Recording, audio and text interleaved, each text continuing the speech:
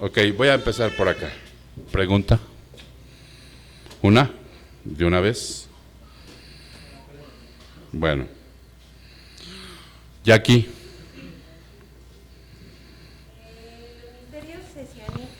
¿Los misterios sesionistas son de segundo orden?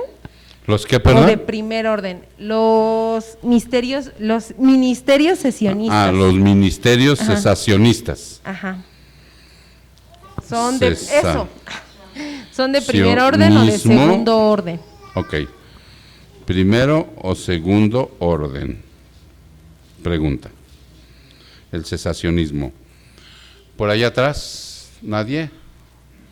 Celso, ¿tienes preguntas? A ver. ¿De una vez? ¿Sí? Ya te lo voy a buscar. Llegas tarde y luego... Bueno. Tere, ¿nada? Yami, ¿nada? ¿Sí? ¿Por qué me da pena?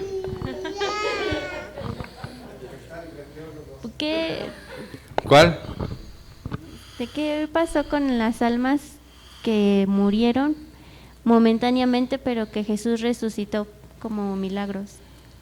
Las almas que resucitan, cuando el Señor muere y resucita, no. Por ejemplo, cuando resucitó al hijo de la viuda, cuando resucitó a Lázaro. ¿Qué pasó con qué pasó con las almas de los que volvieron a la vida y después volvieron a morir? Y luego Jesús los resucitó. O sea, volvieron a la vida y luego volvieron a morir posteriormente. Bueno, sí. Okay. ¿Qué pasó con esas almas?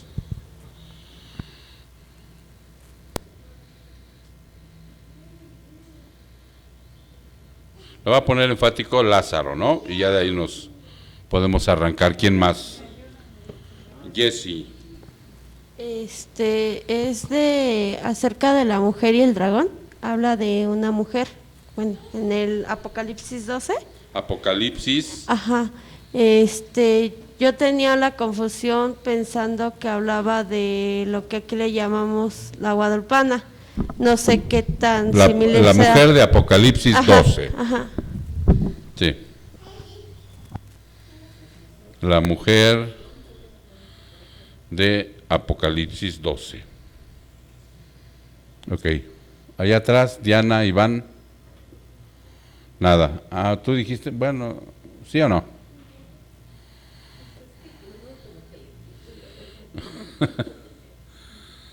Bueno. Pepe, ¿3 preguntas? No. Ok, de mis hermanos que... Eric, faltó. Versículo de Primera de Crónicas. Primera de Crónicas. Capítulo 21. Crónicas, capítulo 21. Versículo 1. 21:1. Ajá. Ajá. Y Segunda de Samuel. Segundo. Sí, Segundo de Samuel, 24:1. 24:1. Ok, ahorita lo checamos. ¿Ya encontraste el tuyo, Celso, o no? Lo estoy buscando en Romanos, es donde habla de la ley, donde hace una comparación entre la esposa, o sea, esposa y esposo. Pero no tienes el versículo. ¿El versículo? Bueno, búscalo y ahorita en la trayectoria de... Muy bien, hermanos. De mis hermanos que están en casa, ¿no ha ninguno preguntado nada? Ok, vamos a orar, ¿sí? Hermanos, Padre, te damos muchas gracias, Señor, porque nos has permitido en esta preciosa tarde lluviosa, hermosa, por tu presencia, por tus cánticos, Señor, que son elevados hacia ti para que tú te honres, Padre, tú te gloríes. Queremos también en los cantos, Padre, darle honra y gloria a tu obra redentora, mi Señor. Y también queremos, Padre, exaltar tu hermosa majestad. Tú eres el único que te lo mereces, mi Señor, y estamos reunidos por tu gracia. Hoy sabemos, mi Dios, que a través de tu obra redentora nosotros somos salvos y te lo agradecemos, mi Dios. Estamos en paz, estamos gozosos a pesar de las tribulaciones y de todas las vicisitudes que se nos han atravesado en la vida. y las que vendrán, Señor. Muchas gracias, Padre. Bendice esta reunión. Danos esa porción de sabiduría que viene de lo alto, para que de esa manera, Señor, nosotros podamos responder a mis hermanos y quedemos satisfechos de la revelación de tu palabra. Padre, muchas gracias por todo. En el precioso nombre de Cristo Jesús. Su pueblo dice, amén. Ok, sí, les comentaba yo, mis hermanos, antes de empezar con las respuestas, que hoy en la mañana les había yo puesto un escrito acerca de un versículo en donde habla acerca de cómo el rey David, cuando está falleciendo, ya va a entregar su espíritu al Señor, le da un consejo a su hijo Salomón, ¿sí? Y le dice que para que él alcance el éxito aquí en la tierra, tiene que hacer esto. Y lo lleva a un versículo. A ver, ya te di el, toma, no te lo he dado. Vámonos a ese versículo. Quisiera que fuéramos con el preámbulo de ese versículo, hermano, para que tú veas, y con eso abrimos nuestras preguntas y respuestas. Estamos en, perdón, esto se los posteé en el grupo. Sí, se los posteé en el grupo. Es Primera de Reyes, capítulo 2, versículo 3. Primero de Reyes, primer libro de Reyes, capítulo 2, versículo 3. Y cito, y vuelvo a repetirles, en lo que llegan algunos. David, el rey, está muriendo y le habla a Salomón, su hijo, y le dice, ven para acá. Y le dice esto, le dice, guarda los mandatos del Señor tu Dios, andando en sus caminos, guardando sus estatutos, sus mandamientos, sus ordenanzas y sus testimonios conforme a lo que está escrito en la ley de Moisés, para que prosperes. Ahí está la palabra clave, para que prosperes en todo lo que hagas y donde quiera que tú vayas. ¿Ok? Ese es para cuando nosotros quisiéramos saber cómo alcanzar el éxito en esta vida. Este es un consejo que viene de parte de Dios a través de David a su hijo y se lo manifiesta, ¿sí? Ahora, cuando él hace esto, Salomón asume una responsabilidad. Dice, wow, qué consejo tan sabio me dio mi padre. Ahora yo cómo lo canalizo, cómo lo capitalizo este consejo. ¿Qué hace David? ¿Quién me dice? Vamos a interactuar. Los que están en casa, ¿qué hizo Salomón, perdón? ¿Qué hizo? ¿Cómo lo capitalizó este consejo? ¿Qué pidió David? ¿Qué pidió Salomón a Dios? Exactamente. Salomón cuando ve esto y dijo, esto es para tener éxito, para prosperar, ¿no? Y no agarró y dijo, Señor, pues vaya a ponerme bien, a todo dar para que yo pueda, con algunos consejos que voy a buscar, de qué manera yo puedo ser próspero, voy a ir aquí, voy a ir allá. No, él dijo, Señor, dame sabiduría para que yo pueda manejar esto, para que yo pueda priorizar esto. Y entonces recibió la sabiduría que le permitió ser el hombre hasta ahorita. Yo he buscado más próspero y más sabio de todos, aunque también tuvo sus pecadotes, pero eso le permitió a este hombre. De todas partes del mundo venían por sus consejos y por su sabiduría. ¿Ok? Entonces, hermanos, ahí está la parte de la importancia de que nosotros, a través de venir a preguntas y respuestas, pidamos a Dios que nos proporcione esa sabiduría. Sabiduría no es inteligencia para saber matemáticas o para saber trigonometría. Sabiduría es de lo alto, saber cómo vamos a aplicar las cosas de Dios en mi vida y aplicarlas de una manera que den resultado. Ok, vamos a empezar. Vamos a empezar con la de Jackie, acerca del cesacionismo de primer y segundo orden. ¿Alguien sabe, de mis hermanos de por acá, qué es el cesacionismo? ¿No? ¿Nadie? ¿Ni idea? De por acá, que no sea Jackie. Exactamente. Que hay algunos dones, dicen algunos teólogos, que dejaron ya de estar vigentes. Y para eso tenemos que irnos a qué versículo es Jackie, en donde tienes algún versículo de la Biblia donde estén los dones. Tenemos que ver los dones, porque ya lo vimos en el discipulado. Adelante, María Esther. Ok, me lo ponen en la pantalla para que vean ustedes los dones con los cuales el Señor nos favorece. Voy a hacer una pregunta. ¿Cuándo tú crees, Iván, que nos da estos dones? ¿En qué momento como cristianos?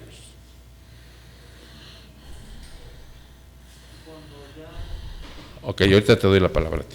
Pues cuando ya estás como que capacitado para estar ¿Cuando ya maduramos? Ajá. Ok. Pásenselo a Dominic. Cuando ya estamos algo maduros. diferente. A ver. Era cuando ya estamos reunidos con Él.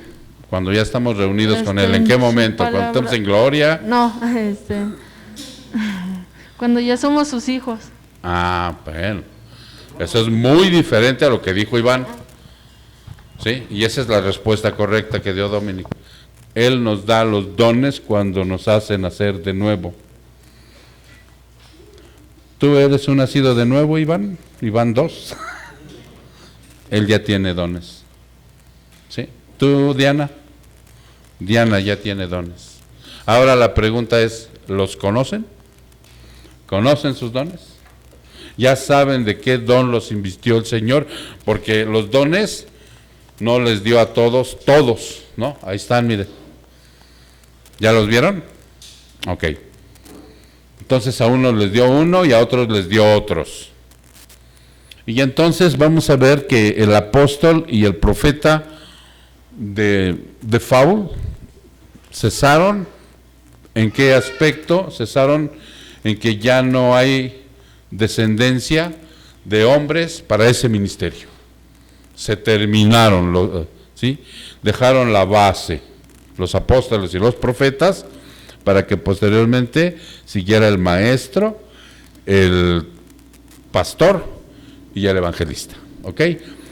El maestro existe. Los milagros, ahí está uno de los dones que dicen que ya cesaron. ¿Sí me explico? Ya cesaron los dones y aquí vamos a aclarar algo muy pertinente. ¿Por qué? ¿Viene muy cargado? ¿Necesita liberación? Porque ese ya trae para checar qué nivel de pecado traemos, Ya si sale 36, ya trae un cuadrito abajo. No. Bueno, antes de ser abruptamente interrumpidos por el termómetro digital, seguíamos, ¿no? Este de milagros es uno de los dones que asumen muchos pastores que ya cesaron. Uno de ellos es John MacArthur. Vamos a dar todo el contexto de aquí, porque si te digo, son de primer y segundo grado, se acabó la pregunta, ¿no? Pero para que sepan, son de segundo grado, ¿sí? No hay problema, son de segundo grado. Es una doctrina de segundo grado. Ok, entonces, pero vamos a ver por qué algunos argumentan que los milagros ya cesaron, ¿no? Y dan su punto de vista y dan su teología en el sentido de que ya cesaron los milagros por toda la pachanga que hay en las iglesias de las reuniones de sanidad. Y dice MacArthur, no, eso ya no es posible. ¿Sí? Y nosotros también estamos de acuerdo en eso, pero no en que cesaron completamente, sino en que estamos de acuerdo, hermanos, nosotros. Exactamente, ¿no? Si él decidiera quitarme la piedra del riñón, cuando me fue a hacer la otra tomografía, y ya no saliera, me hizo un milagro y no necesitamos ningún culto o ningún ritual.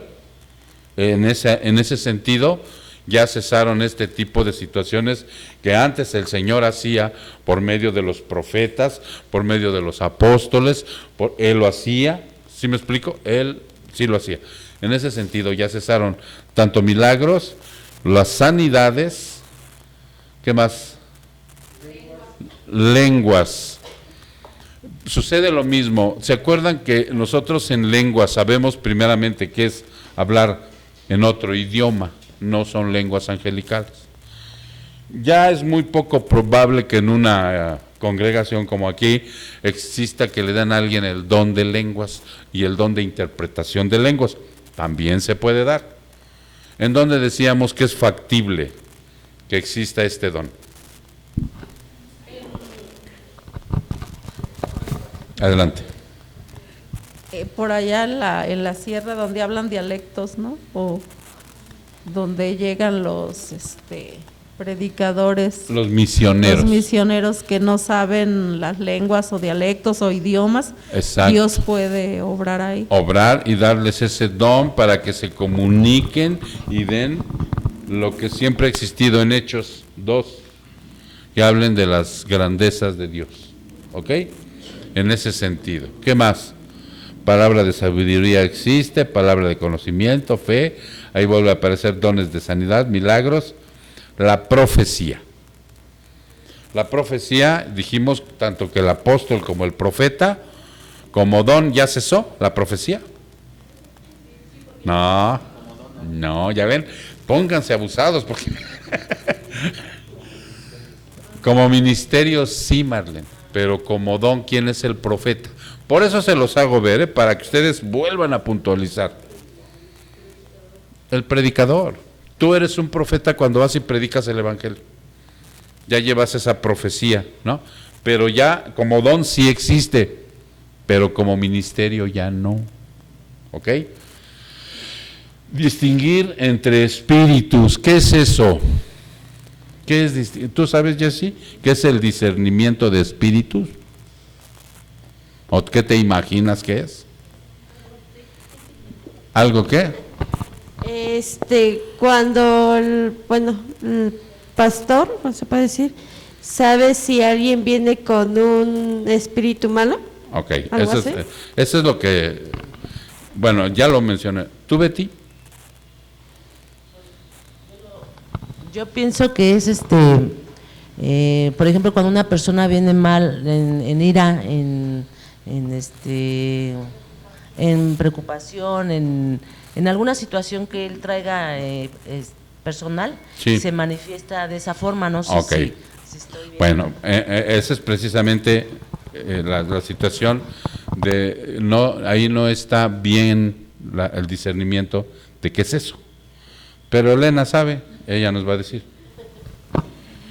Es por ejemplo, cuando Pedro quería convencer a Jesús de que no fuera a la cruz y él lo reprendió, aunque era algo bueno, aparentemente lo que le decía que no fuera a la cruz.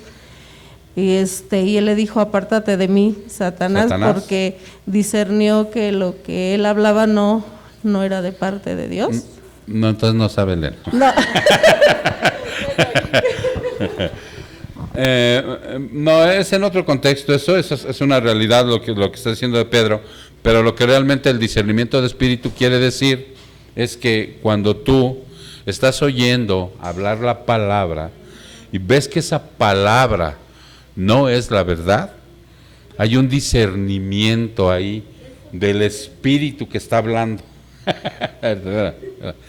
Sí, pues bueno, pues es que era el Señor Jesucristo. El Señor Jesucristo, pues todo, o sea,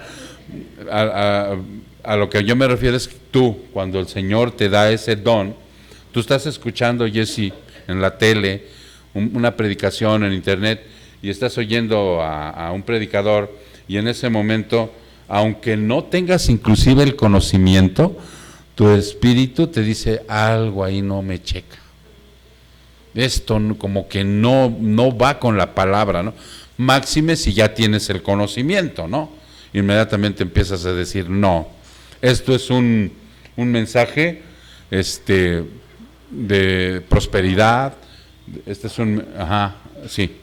De hecho, eso me pasó con bueno, yo vengo de 2 iglesias más, ajá, pero fue porque sentía yo un rechazo, o sea, yo no sabía qué pasaba, pero sí, a las 2 automáticamente sentí un rechazo. Exacto. Y no me cuadraba la forma en cómo predicaba. Aunque no tenías el conocimiento. No tenía el conocimiento. Ese es un discernimiento de espíritu. Juan el apóstol, Betty, cuando les manda a decir acerca del discernimiento de espíritu, alguien que tenga el versículo, primera de Juan es donde habla acerca de del discernimiento de espíritus. Juan, es Juan, sí, es Juan. Juan da una experiencia de la gente que está haciendo un discernimiento de espíritus sobre de una doctrina. Esta doctrina se llamaba el docetismo. Eran los docetistas que decían que Jesús no había venido en la carne. Ahorita no lo busca. ¿Sí? ¿Ya lo encontraron? No había venido en la carne, sino era una especie como de reflejo. Y en ese momento, entonces Juan extiende, ¿no? Dice pero ahorita que me lo busque Marister. Entonces, si ya se entendió lo que es entonces el discernimiento de espíritu, es cuando tú aprendes a través del espíritu, el don que te da Dios, de ver si esa persona está hablando la verdad o está hablando mentira. Es probable que, sí, Betty. A ver, deja que te den. Por ejemplo, hay personas que rechazan la verdad, sí, porque hoy estamos, así que lo contrario, ¿no? De decir ni la verdad, pero hay gente que yo les he explicado o he tratado de explicar, me dicen, no, yo no estoy de acuerdo, o sea, rechazan, y ahí cómo aplicaría lo contrario, o por qué te está diciendo. Bueno, el que rechaza la verdad es un incrédulo. ¿Ya me aunque según son hermanos? Sí, o sea, pues ya lo vimos, inclusive cuando fue en el discipulado. ¿Veniste al discipulado? ¿El lunes? Este lunes no. No, ahí vimos cómo el trigo y la cizaña crecen juntos. Y precisamente vimos en la parte de la iglesia, porque es el problema no el problema, sino la importancia de la disciplina en una iglesia. Porque no todos los que están dentro de la iglesia son cristianos. Ese es el punto. ¿Sí? Sí, bueno, y entonces son incrédulos. ¿Okay? Pero sí son cristianos. No. Son incrédulos, pero no. No. Ah, no. El que es incrédulo, nosotros no sabemos, Betty. Podemos sospechar que no son cristianos, pero también pueden ser cristianos rebeldes, inmaduros. Con eso me quedo. Ajá, ¿sí me explico? Sí. Y solamente lo sabe Dios. Sí, claro. Pero sí nos da la certeza de que hay gente que en la iglesia, por la parábola del trigo y la cizaña. Muy bien, gracias. Okay. ¿Qué versículo es? Primera de Juan, capítulo 4.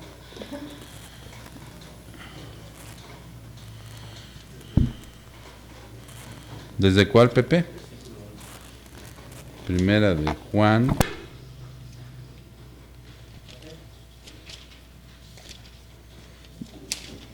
Capítulo 4, desde el versículo 1.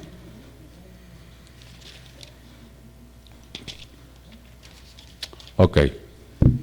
Dice, amados, no veo. Amados, no creáis a todo espíritu, sino probad si los espíritus proceden de Dios, porque muchos falsos profetas han salido al mundo. En esto conoced el Espíritu de Dios. Todo espíritu que confiesa que Jesucristo ha venido en la carne, procede de Dios. Es un ejemplo que está poniendo. Pero la clave está aquí donde dice en el 1, amados, no creáis a todo espíritu. Y nosotros tenemos el conocimiento de que cuando hablamos de espíritus, creemos que hablamos de alguien que no tiene carne. No. Ahí anda un espíritu. ¿No? Y crees que anda por ahí un espíritu chocarrero, ¿no?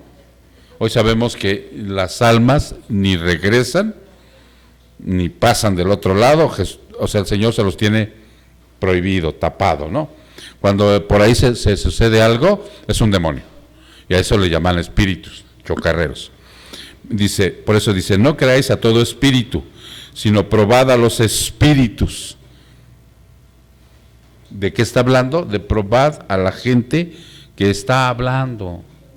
Tú tienes un espíritu, Celso, yo tengo un espíritu, todos tenemos un espíritu, y el espíritu es pensamiento, emociones y voluntad. A eso es a lo que se refiere Juan. Dice, probad los espíritus que proceden de Dios, aquellos que como tú y como yo estudiamos para hablar la verdad, ¿sí? Nos santificamos para proceder con la verdad, no andándonos mintiendo. Tú puedes inclusive, hermano, con este don, saber si te están mintiendo o no en un momento determinado, lo que nosotros decimos, híjole, me está mareando, ¿no? Me está aventando un choro, dicen los chavos. Hasta los chavos luego se dan cuenta, ¿no? Cuando te están mintiendo. ¿Por qué no trajiste la tarea, Dominic? Híjole, es que entró un marciano y se la comió. Porque muchos falsos profetas han salido al mundo. ¿Ya se entendió? ¿Cuál es el discernimiento de espíritu? Cuando tú disciernes por medio de la palabra que te están mintiendo, que no es la verdad, que están aventando un mensaje falso, subliminal. Yo inclusive hace rato veía una canción para niños que... Mande. Celso. A mí me manda una hermana también de una iglesia que está aquí cerca. De otra denominación. Unas prédicas, pero el que está predicando no se apega a ni un versículo. O sea, te predica temáticamente. Yo pienso que agarra un versículo, no sé, pero para ustedes, ¿qué son esos hombres? Y empieza a hablar, y de repente, pues no, dices, no, esto no es de Dios. Exacto. Esto no viene, porque tienes que apegarte expositivamente lo que es en el versículo, tienes que ir. Entonces luego te empiezas a dar cuenta. Cuando tienes ese espíritu de conocimiento de Dios. Sí. Este es un don que te da Dios, ¿eh? ¿Qué son estos hombres? ¿Qué están haciendo cuando maquillan una prédica con... Sí, son falsos, pero son más motivadores emocionales. ¿Sí? Son gente que se dedica a hacer oratorias y son muy buenos. O sea, mis respetos, tienen una oratoria, cómo hilan la palabra, no son como Pepe y yo que luego a veces cantinfleamos, ¿no? No, o sea, ellos, una facilidad de palabra que tienen. Pero son oradores, son motivadores. Sí, Jackie. De hecho, pastor, mi pregunta va en esa énfasis que dice el hermano Celso. Mi pregunta fue dirigida en el aspecto en el que, bueno, yo igual vi una prédica y en esta prédica mencionaba que es cesacionista los dones, ¿no? Pero que son de segundo orden, en lo cual yo no estoy tan de acuerdo, ya que muchas personas hacen mala práctica de esos dones y son piedra de tropiezo para otras personas y dan esa misma enseñanza equivocada y por lo tanto se vuelve una cadenita en donde enseñas mal y obviamente también practican mal, ¿no? Sí. Entonces, mi pregunta va principalmente dirigida a eso, a qué a que sí se considerará que es de segundo orden o más bien de primer orden, porque esa práctica los lleva a equivocadas citas, por ejemplo, en la Biblia, no a practicarlas de manera adecuada como el Señor nos lo pide. Pero aquí ya, ok, a ver si lo entendieron ustedes, hermanos. Aquí ya se salió de la pregunta del cesacionismo, porque el cesacionismo, ya aclaramos que es que no existen ya ciertos dones para llevarlos a cabo como norma en la iglesia, durante la situación que vemos de que Dios, no le podemos dar nosotros una orden a Dios, ¿no? En ese sentido, el cesacionismo tiene unos son cesacionistas y otros no. Unos creen que sí todavía el Señor puede sanar y otros que no. Pero en el sentido, ¿quieres hablar? Sí, o sea, sí pueden ser... Está apagado. Puede ser que ya cesaron, pero los falsos maestros los usan para el bien de ellos, o sea, y por la falta de conocimiento. Ajá. De que... Sí, pero ya esa es una consecuencia. Y ahí entramos ya en otra situación. Nosotros, ¿qué somos como iglesia? ¿Cesacionistas o todavía creemos que existen todos los dones? A ver, ahí está la respuesta. Cesacionistas. No somos cesacionistas. Creemos que existen todos los dones, pero ya vimos en qué orden o no. Exactamente. ¿Ya lo vieron? ¿En qué condición cada una? Dice Marlene. Estamos siendo nosotros no cesacionistas. Por una sencilla razón, nosotros no somos cesacionistas. Creemos que el Señor Jesucristo es el mismo ayer, hoy y mañana, y Él puede hacer un milagro en un culto. La circunstancia que no debemos hacer es hacer un culto de sanidad diciendo en este momento la gloria de Dios va a bajar y se va a manifestar y le vamos a quitar lo atarantado. No, eso no. ¿Sí se entiende? Hermanos, el domingo va a venir el hermano Germán y va a hacer un culto de sanidad. Y ahí se traen a su abuelita, ¿no? Y al que está enfermo y en sí. Ok, ¿sí me explico? Y entonces, ¿por qué no? Porque en ese momento Satanás nos puede engañar.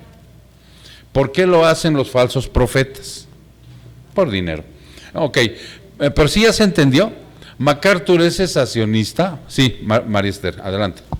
No, solo iba a decir que tal vez hay que ver cuál es la definición de unos dones o ministerios o enseñanzas, doctrinas de primer orden. Ajá.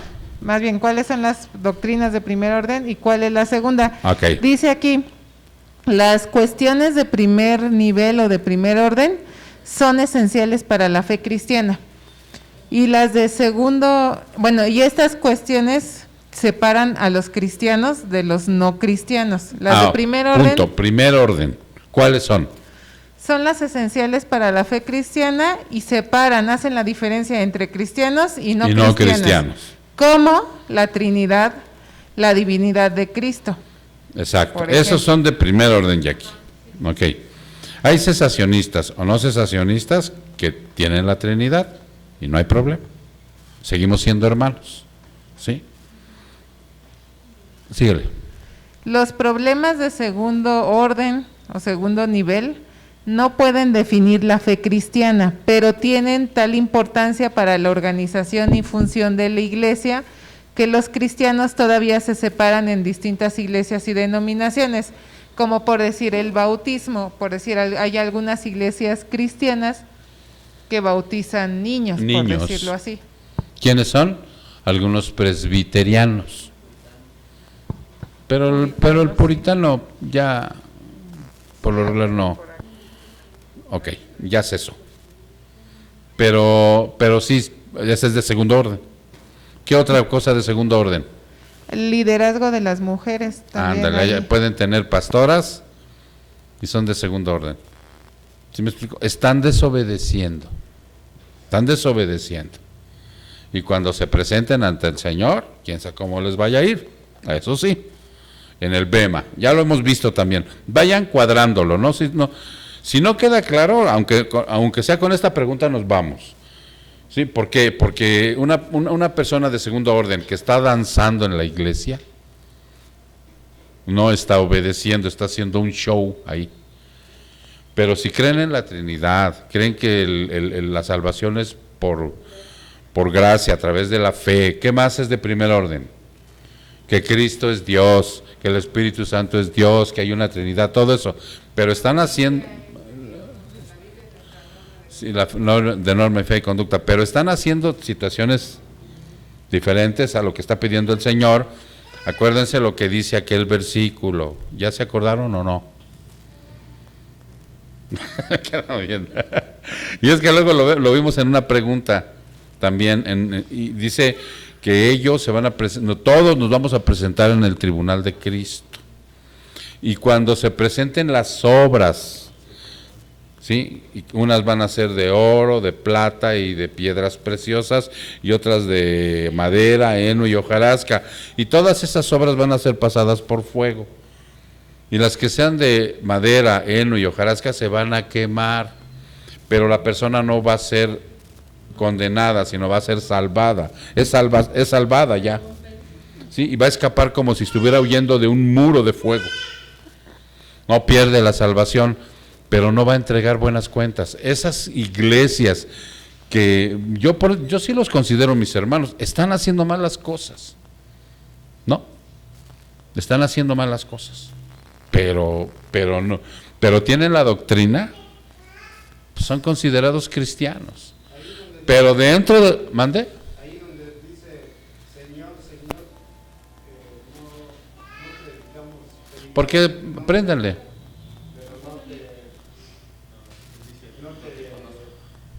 No te conozco, le dicen por las obras.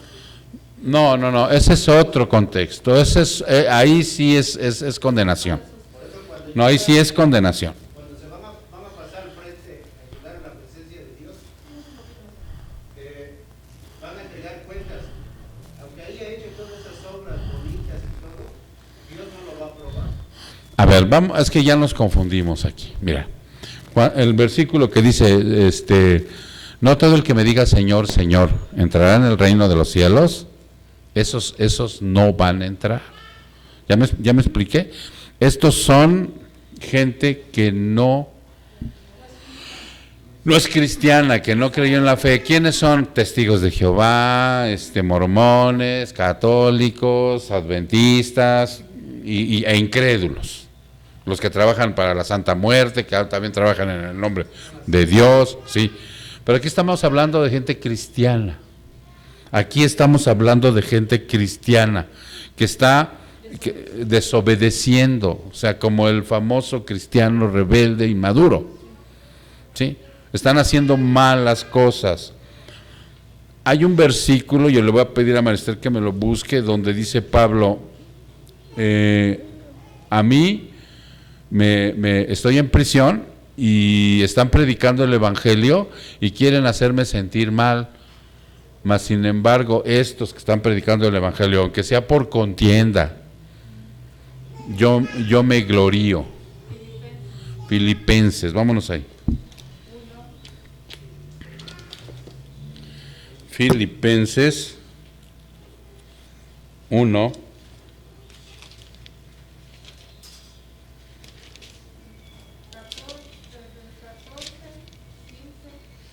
Filipenses 1. Vámonos desde el 14. ¿Ya están ahí? Y la mayoría de los hermanos, alentados en el Señor por mis cadenas, se atreven mucho más a hablar la palabra sin temor. Fíjate cómo dice el 15. Algunos, a la verdad, predican a Cristo, ¿por qué? ¿Y por qué? Y por rivalidad. Pero otros de buena voluntad. Los unos anuncian a Cristo por rivalidad, no sinceramente. Vamos a hacer un alto ahí para ver el contexto. Haz de cuenta que está diciendo de esta gente. ¿sí? Que están haciendo malas cosas, que no están haciendo lo que Jesús manda y no están haciendo un buen discernimiento. No debe de haber show, no debe haber sanidades, no debe haber todo este tipo de cosas. Y les vale sombrilla, lo siguen haciendo. Entonces dice Pablo, ahí está lo que están haciendo. No sinceramente, pensando añadir aflicción a mis prisiones. Y lo hacían porque Pablo estaba encerrado y pensaban que haciendo esto ganaban más popularidad que Pablo y así lo afligían estando ahí. Pero los otros, por amor, sabiendo que estoy puesto para la defensa del Evangelio, que pues, no obstante, de todas maneras, o por pretexto o por verdad, Cristo es anunciado, y en eso me gozo y me gozaré aún más. Por eso no debemos tenerlos como enemigos, por eso no debemos afligirnos nosotros. Pero las circunstancias con las que se están moviendo están mal. Dice Pablo, yo me gozo porque sigan predicando a Cristo. Yo llegué a una iglesia pentecostal donde estaban haciendo malas cosas y las siguen haciendo mal. Y siguen metiendo psicología. Y siguen metiendo ciertos rituales. Pero creen en las doctrinas de primer orden. Y yo ahí me bauticé, yo ahí me casé, ¿sí? Y Cristo me sacó de ahí con otro propósito. Y le doy gracias, pero no los tengo como rivales. ¿Sí me explico? No me aceptan jamás en su iglesia, porque me prohibieron la entrada. ¿No? Me hicieron que firmara un papel para que no me llevara nada de sus doctrinas. Pero no los tengo como enemigos, ni mi familia tampoco. Los amamos, oramos por ellos, por lo que vemos aquí. Ya entregarán cuentas. Cuando llegue este hombre con toda su iglesia y le diga al Señor, a él no le va a decir no te conozco, nomás le va a decir que sus obras fueron pasadas por fuego y se quemaron. A los que no tienen la doctrina correcta, a esos sí los va a condenar. ¿Ahora sí ya se entendió? Ok. ¿Quiénes son? No sabemos algunos, pero algunos están bien identificados. Dime. Sí, solo que va a pasar igual que con los cristianos, por sus Exacto. frutos los vamos a conocer, y entonces hay iglesias que no están dando buen fruto y entonces son dudosas iglesias cristianas. Exacto. Pero al final de cuentas no vamos a saber qué iglesias verdaderamente Es son algo, de Cristo o no. Es algo difícil a veces de estar comprendiendo, porque miren, aquí observen esto. Va a llegar este pastor y le va a decir, llenamos el Estadio Azteca, Señor, como 500 veces, como con 1 millón para Jesús. Y le va a decir el Señor, ¿sabes qué? Esa obra no sirvió. Hubo muchos falsos convertidos. Híjole. Pero puede ser que ese pastor sea salvo. No, porque manejó la Trinidad, manejó las de primer orden, pero le añadió, no puso bien el fundamento. Y aquí Pablo es muy claro, porque dicen los teólogos, Pablo está avalando a la gente que es incrédula, que es blasfema, que es apóstata. No. Pablo sabe que son gente que está trabajando en el Evangelio y están predicando bien a Cristo, pero están haciendo circunstancias equivocadas. ¿Qué dice? Por rivalidad, por contienda, por envidia, pero están predicando el verdadero Evangelio. Y no, Pablo no va a avalar, porque él mismo lo dice, ¿no? Maldito es aquel que si predica otro Evangelio, que no es el que hemos traído. Sí. Sobre todo porque en el contexto de esto que está diciendo Pablo, ahorita estaba yo leyendo el comentario, Ajá. dice que estos predicadores se aprovechaban de que él estaba preso para brillar, tratar de sobresalir más ellos, Sí, por envidia. por envidia, ajá, en vez de Pablo. Ajá. Y así dice el teólogo, así en estos tiempos sucede exactamente lo mismo. Si no, véanlo ahora con un pequeño ejemplo. Ahora que me operen, va a predicar Pepe. Y van a ver cómo va a querer resaltar. Por envidia. No, ya están, va a predicar Pepe, así que. Ok, entonces, ya se entendió ahora sí el contexto, hermanos. No quiero que se vayan con una idea equivocada. No quiero que vean que ya vieron que es primer orden y que es segundo orden. Por eso cuando tú estudias y le rascas a la palabra, te lleva y dices tú, wow, Señor, o sea, no, o sea, cuando yo ya debería de estar enseñando, apenas estoy tomando leche. Ok, entonces ya vimos que el cesacionismo es algo que también inclusive se puede ver de una manera bien adecuada, ¿no? Nosotros no somos cesacionistas, pero sí creemos que todavía hay milagros, sanidades, lenguas, ¿qué más? ¿Qué más? Interpretación de lenguas, sí, también. Ahí pueden estar los dos misioneros trabajando en ese lugar recóndito. ¿Qué más? Discernimiento de espíritus, sí, pero ¿cómo? En diferentes circunstancias. ¿Ya se entendió? Entonces, ¿queda claro, Jackie? Muy bien, vámonos a la de Eric. Primera de Crónicas, vámonos a Primera de Crónicas. Primero de Crónicas, primer libro de Crónicas.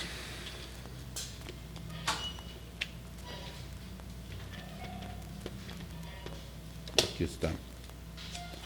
Capítulo 21.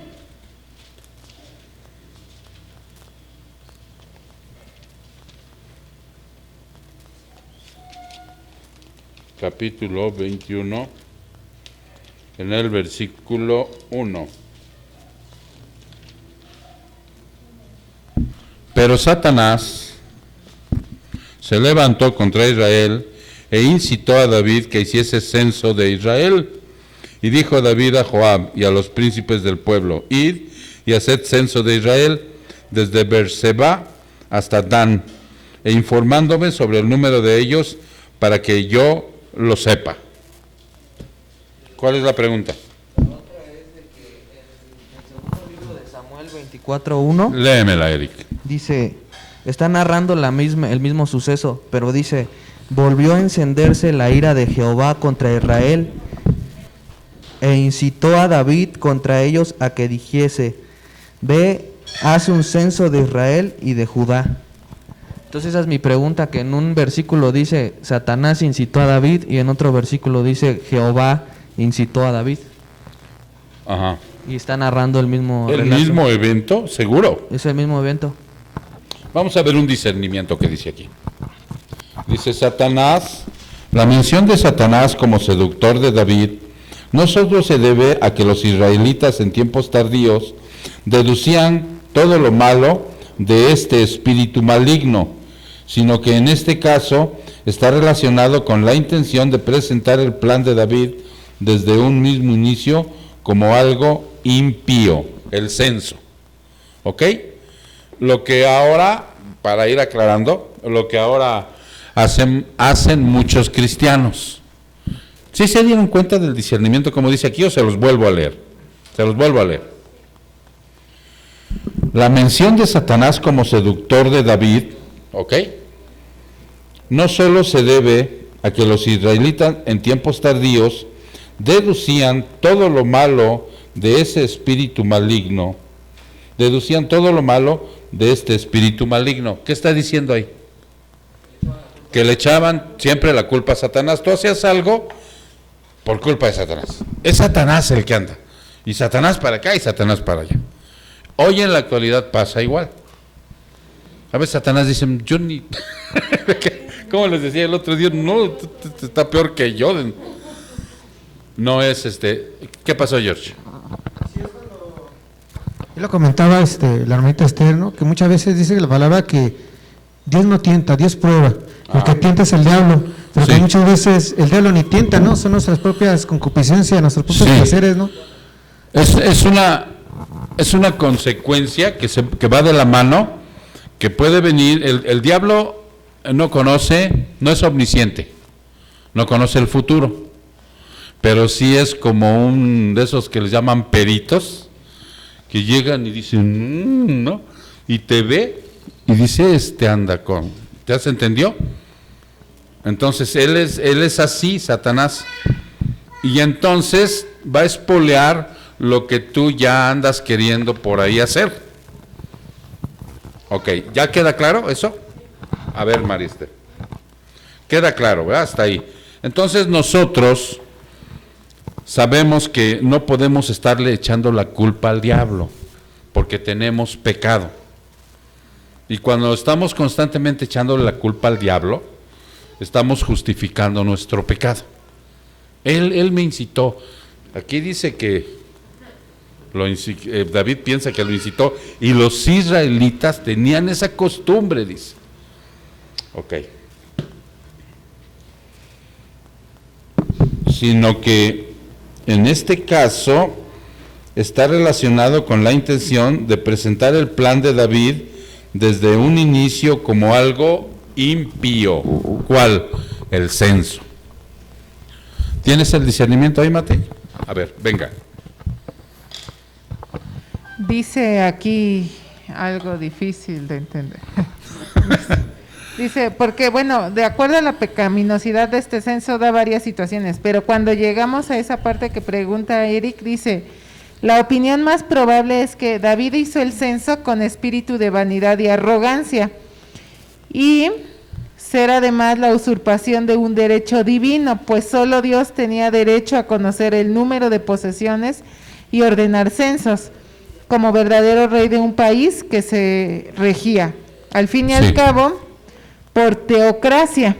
Algo semejante es lo que hizo después Ezequías. Bueno, dice, también parece extraña la causa primera de este censo, según aparece en el texto.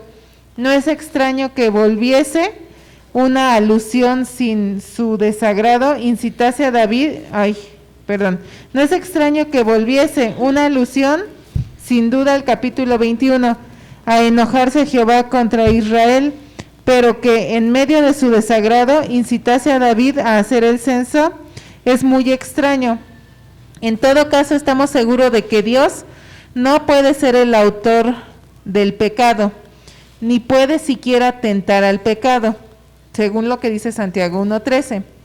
Por otra parte, en Primera de Crónicas 21:1 se nos dice claramente que Satanás incitó a David a que hiciese el censo.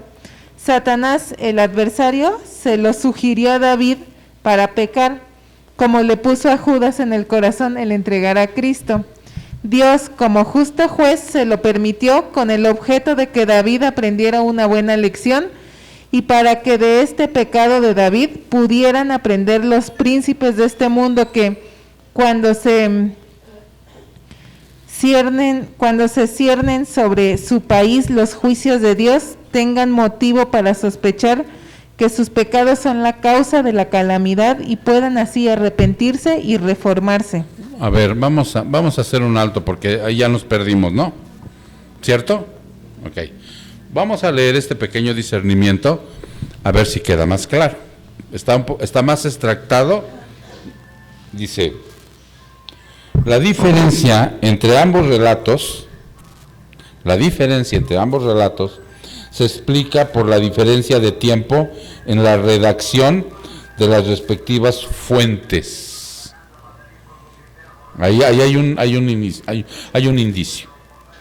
Crónicas, el libro, se escribió después del destierro, cuando la mención de Satanás ya no ofrecía tropiezo a los judíos, confirmados en su monoteísmo. ¿Qué es eso? Un solo Dios. Ya estaban confirmados los judíos en un solo Dios, el verdadero. Por eso Satanás ya no podía hacer tanto estrago. Mientras que los libros de Samuel se escribieron muchos siglos antes, cuando no podían concebir que Satanás pudiera actuar al margen de Dios, sino a su servicio. Ahí ya se entendió un poquito mejor. No, a ver, vamos a explicar esto porque esto es muy interesante. Va de nuevo. El libro de Samuel se escribió muchos siglos antes. No podían concebir que Satanás pudiese actuar al margen de Dios. ¿Qué es eso? Sí, aquí dice que no podían concebir los judíos que Satanás actuara sin el permiso de Dios, pues aparte. Ajá, exactamente. Es lo que muchos, y de ahí sacamos una aplicación para el día de hoy también. Hoy nosotros pensamos muchas veces, sin tener un conocimiento, que Satanás tiene un poder que podría igualarse a Dios, que nos está haciendo y que Dios no puede hacer nada al respecto. Que ahorita lo del coronavirus, a muchos le echan la culpa a Satanás y que a Dios como que ya se le escapó de las manos. Eso es lo que está diciendo aquí, ¿ok? Y entonces dice,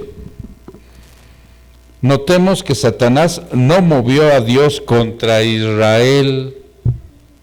¿Ya se entendió? Satanás no movió a Dios contra Israel, sino que incitó a David, el mejor amigo de Israel, a censar al pueblo, con lo que atrajo la ira de Dios contra Israel. El diablo nos causa mayor perjuicio cuando nos incita a pecar. ¿Contra quién creen?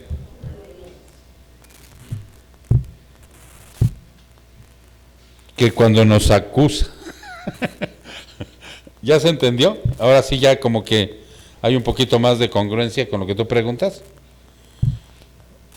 A ver, explícame cómo te quedó claro, para que no haya duda. Bueno, se me aclaró un poco más con el tiempo de los libros, porque en el segundo libro de Samuel le echaban la culpa a Satanás, que él era el que había incitado a David, pero en Crónicas, que fue escrito después, ya No, es al revés. Bueno, antes. Al revés. Crónicas fue escrito antes. Entonces ahí los judíos... Sí, ¿no? Después, porque Samuel dice que fue antes. Pero Samuel le echó la culpa no a Jehová.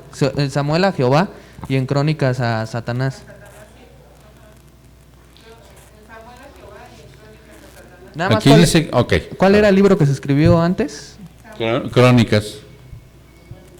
Porque Samuel se escribieron, dice, muchos siglos. Sí, antes. Antes. Okay. Entonces, en Samuel percibieron que fue incitado por Jehová.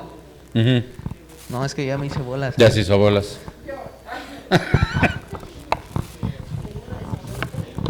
Samuel fue escrito antes.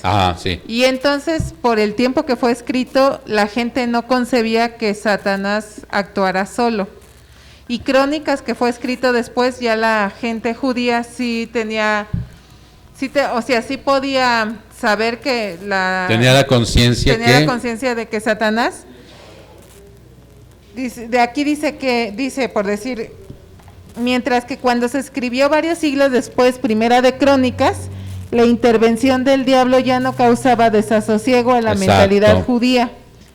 O sea, ya no causaba como un... Sí, pues algo como, mental, que ellos estaban con que el diablo y el diablo. Por entonces, eso, dice, por esta razón, en este capítulo de Samuel, da a entender que fue Dios quien movió a censar el pueblo. Es que los judíos no podían concebir aún que otro poder, o sea, el diablo, pudiese actuar por su cuenta contra la voluntad de Dios, porque ellos tenían entendidos que solamente Dios podía mandar a censar.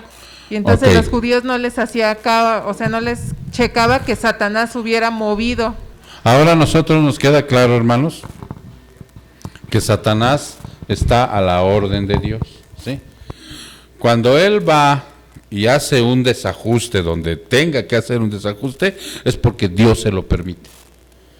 Tenemos un versículo muy revelador. ¿Cuál es? No. Es uno del Nuevo Testamento. El Señor está platicando con Pedro y Pedro lo va a traicionar. Y le dice, ¿qué crees, Pedrito? Que Satanás me ha pedido que te dé una zarandeada. Y entonces Pedro, lo que él quisiera haber escuchado de Jesús es, pero ¿qué crees? Yo no lo voy a permitir, ¿no? Yo te voy a fortalecer, te lo voy a quitar de encima, lo voy a reprender, lo voy a mandar al infierno. Y él le dijo, ¿y saben qué le dijo el Señor? Pero yo oraré para que tu fe no falle, y una vez que sea aprobada, tú regreses y fortalezcas a tus hermanos. ¿Ya se dieron cuenta? Satanás no se manda por sí mismo. Matei. Digamos que entonces la conclusión sería, sí, el que tentó fue Satanás el corazón de David. Así es. Pero Dios se lo permitió exactamente Claro. igual que con, o sea. Claro, y la confusión nada más es de exactamente. Pero esa es la realidad de lo que pasó ahí. No, a veces por nuestra situación, por nuestra limitancia, a veces como que no nos cuadra, ¿no? Y cuando lo indagamos, como ahorita, pues ya nos queda más claro.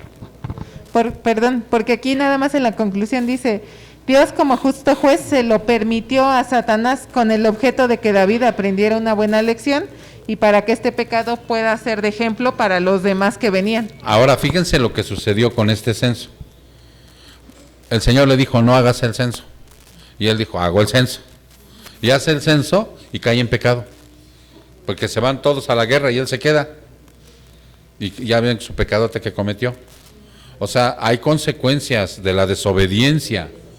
Porque nosotros podemos ver estos libros son históricos, Samuel y Crónicas son libros históricos, que nos va mostrando la historia del pueblo. Pero lo importante de todo esto, hermanos, cuando nos reunimos, que realmente podamos sacar un extracto de la aplicación que Dios nos tiene para que nosotros nos pongamos truchas, ¿sí? La desobediencia, toda desobediencia acarrea una consecuencia. Y David tuvo consecuencias tremendas. David era un hombre con el corazón parecido al de Jesús, parecido al del Señor. Mas sin embargo, empezó muy bien. ¿Recuerdan cómo empezó David? ¿Cómo empezó, Elena? Matando a Goliat. Así empezó David. Exacto. Y terminó más o menos con un hijo persiguiéndolo, sin paz en todo el tiempo que vivió David, ya no tuvo paz, la espada estuvo siempre contra él, no se le permitió construir el templo porque había derramado mucha sangre, en fin. Mas sin embargo, cuando tú revisas la historia de David, un día sería bueno que, ahora que ya empieces a salir más teólogos de aquí, que un día se prepararan un estudio de este hombre. Precioso, está como de verdad este hombre era parecido al corazón de Dios, pero a lo mismo que todos nosotros tenía pecado residual. Sí, mijo. Ahorita se me figuró un poco sobre la voluntad de Dios, la voluntad permisiva y la voluntad soberana, porque ahorita como lo explicaron ya me quedó todavía más claro, porque yo lo investigo, pero siempre trato de reafirmarlo con otros hermanos o así para que quede más claro, para ¿no? que quede más claro. Y lo compaginaba ahorita con la caída del hombre, con Adán y Eva, porque, por ejemplo, Satanás fue quien incitó a Adán y a Eva a pecar, y dentro de la voluntad permisiva de Dios, pues Él les permitió pecar y caer en pecado porque Él tenía un propósito para la humanidad, que era la redención. Pero, y también está su voluntad soberana, que es que aunque haya pecado dentro de su plan, pues se llegue al propósito que Él ya tenía predestinado desde antes. Lo compaginé ahorita así con David, porque de igual manera no era algo que Dios quería que David hiciera el censo. Era algo que Dios no quería que hiciera, pero sin embargo dentro de su voluntad permisiva se lo permitió para que se cumpliera el propósito que había en David. Ya te quedó claro. Sí, ya. Qué fastidio, pero con esta pregunta ya nos acabó el tiempo. Bueno, mi hermana, te contestamos a través del WhatsApp. No, te contestamos, porque esto de la mujer de Apocalipsis 12, o sea, es una pregunta también muy común, pero te mandamos la aclaración. ¿Qué pasó con las almas de Lázaro? ¿Dónde está la pregunta? Ah, ya está. Y Celso ya no, ¿cuál era la pregunta? Ok, dice el hermano Celso que va a ir a ver a otro pastor que esté más preparado. Además. Ok, mis hermanos, pues sí, para la otra ya. Sí. Ahí traigan, traten de traerlo bien documentado para que, inclusive hasta por escrito, para que ya no tengamos ningún problema. Y ya si son preguntas así como las de Eric, ya ni las vamos a tocar. Sí, lo mandamos con otro pastor. Sale, hermanos, vamos a dar por terminada nuestra sesión de preguntas y respuestas agradeciéndole a Dios. Padre, te damos muchas gracias, mi Señor, que hoy a través de tu palabra, Señor, te pedimos perdón porque nuestra mente es muy limitada, Padre. Pero hay algo muy cierto, mi Señor, tú ves el corazón. Tú ves el corazón de nosotros que tenemos hambre y sed de justicia. Y que con lo que tú nos proporcionas en tu soberanía, Padre, con toda la revelación que tenemos, vamos saliendo, Padre, a la luz de tu revelación y te damos gracias. Te damos gracias, Señor, porque este tiempo que hemos pasado contigo ha sido de intimidad, Padre, de conocimiento, ha sido de reflexión, Padre, para que yo me ponga a hacer las cosas que tú quieres bajo tu voluntad y tus deseos. Hoy nos vamos regocijados porque lo que pudimos haber entendido, Señor, es que tu voluntad es soberana, Señor, por sobre todas las cosas, y que tenemos que aplicarla en nuestra existencia con estas dos preguntas tan preciosas, y que nos vamos, Señor, con la concebida conciencia de sacar rencores en contra de aquellos que por circunstancias diversas están haciendo algunas cosas mal, pero que siguen siendo nuestros hermanos, y que tenemos la obligación espiritual de orar por ellos para que algún día, Padre, ellos puedan cambiar de actitud, arrepentirse y entrar en la sana doctrina, Señor. Muchas gracias, precioso Señor, que nos has dado este conocimiento y esta práctica para el día de hoy. Te damos honra y gloria en el precioso nombre de Cristo Jesús. Su pueblo dice, amén.